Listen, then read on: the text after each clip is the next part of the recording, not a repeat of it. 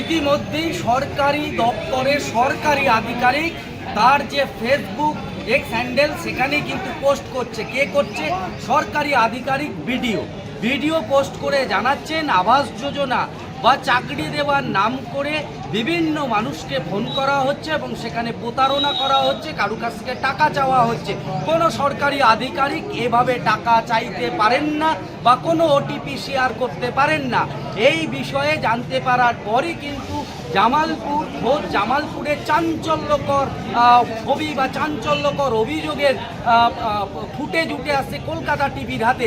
কলকাতা টিভির এক্সক্লুসিভ এই মুহূর্তে যে ছবি, সেখানে ভিডিও তার ফেসবুক আইডি থেকে এক্স হ্যান্ডেল থেকে পোস্ট করছেন যে চাকরি দেবার নাম করে 4,000 টাকা বা বিভিন্ন ক্ষেত্রে ফোন করে তাদের কাছ থেকে টাকা চাওয়া হচ্ছে, যেখানে বাংলা আবাস যোজনার নাম করে অথবা চাকরি দেবার নাম করে টাকা নেওয়া হচ্ছে। এই গোটা বিষয়েই কিন্তু থানায় অভিযোগ দায় করেছেন ভিডিওর তরফ থেকে, এমনটাই জানতে পারা যাচ্ছে। প্রশাসন সূত্রে, পুলিশ সূত্রে এই মুহূর্তে যে খবর আমাদের কাছে উঠে আসছে, আমি নামটা জানাবার চেষ্টা করছি। সেটা হচ্ছে পুলিশ সূত্রে যে নাম বলা হচ্ছে অরবিন্দ বৈরাগ্য, বাবা নীলকান্ত বৈরাগ্য, বাড়ি ছাজরা।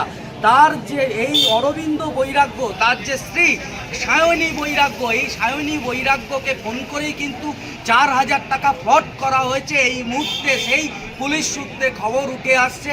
যদিও ভিডিওর তরফ থেকে ফোনের মাধ্যমে জানতে পারলেও কোনো রকমভাবে ক্যামেরার সামনে কোনো কথা জানা যায়নি এবং এই অরবিন্দ বৈরাগ্যদের তরফ থেকেও, অভিযোগকারীদের তরফ থেকেও কিন্তু কোনো রকমভাবে মুখ খোলা হয়নি। তবে এক্সক্লুসিভ যে ছবি উঠে আসছে ভিডিওর ফেসবুক আইডি থেকে, এই গোটা বিষয়টা তারা কিন্তু জানাচ্ছেন।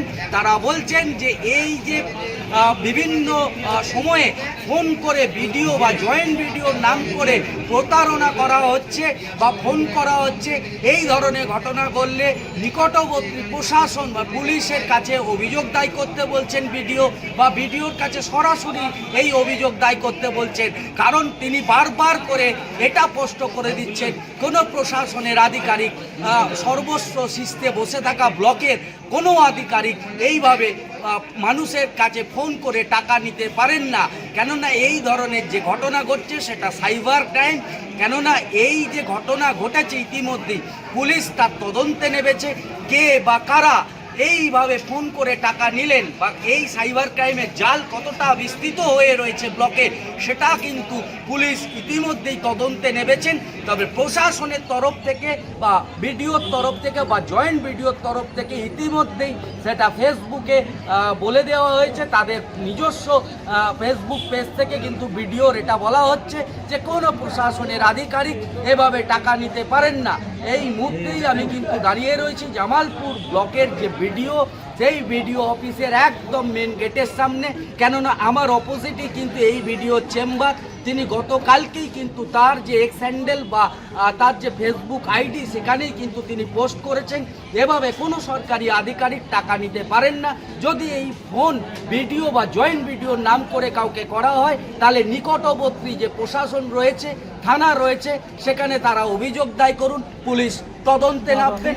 এবং ভিডিওর তরফে একদম স্পষ্ট করে দেওয়া হয়েছে এ ফোন তাদের নয়, কোনো প্রশাসনের শীর্ষে আধিকারিক বসে থাকা তারা এইভাবে ফোনের ওটিপি বা ফোন নাম্বার ফোন করে কোনো মানুষের কাছ থেকে আবাস যোজনা বা চাকরির নামে টাকা নিতে পারেন না বা করেন না।